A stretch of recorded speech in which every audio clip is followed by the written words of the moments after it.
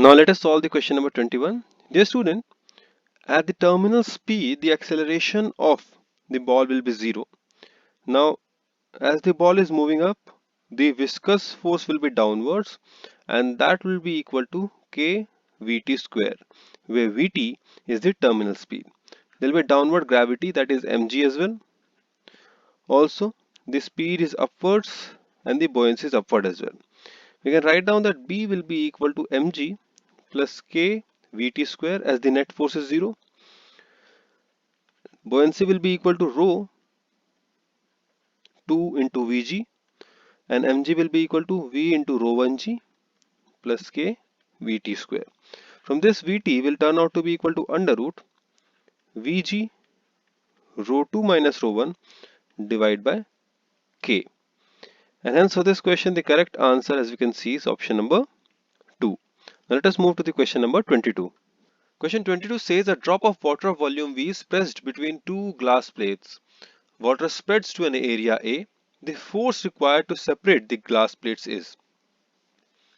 The student, to solve this question, let us draw a diagram. Let these be the glass plates and this be the water between them. Now let this be the radius r, and let this be the distance between the plates, that is d. We can clearly see that d is equal to 2r. Here the angle of contact is assumed to be equal to 0. Now the pressure change will be equal to T by R1 plus T by R2. Here R1 is equal to R and R2 is equal to infinity. This means that the delta P will be actually equal to simply T by R or 2D by D. Now student, the AD will be equal to the volume of water. So this means that D will be equal to V by A. Now force will be equal to delta P, that is the excess pressure, multiplied by the area, and that will be 2T by D into A, that is 2T by V by A into A, or 2T A square by V. Meaning for this question, the correct answer is option number 1. Now let us move to the question number 23.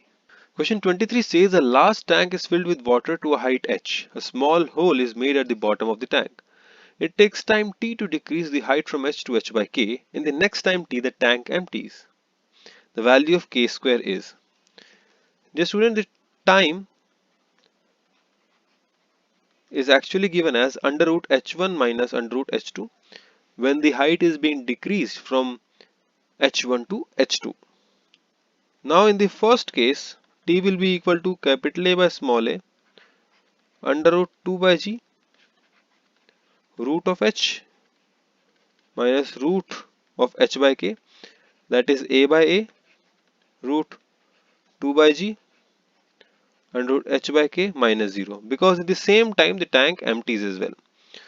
So from this equation we can write down that 2 under root h by k is equal to under root h, or k square is equal to 16. And hence for this question the correct answer is option 2. Now let us move to the question number 24.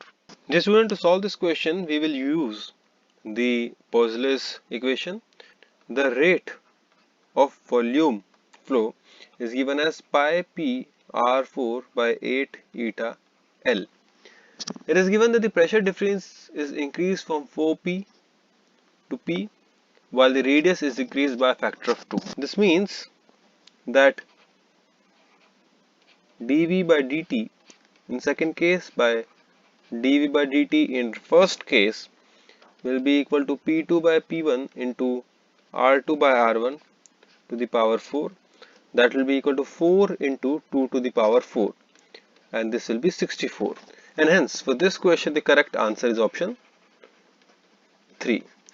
Now let us move to the question number 25. Question 25 says the equation of continuity in flow of incompressible fluids is based upon the conservation of. The student, it is a factual based question. The equation of continuity is based on the conservation of mass principle, and hence for this question the correct answer is option number 1. Now let us move to the question number 26.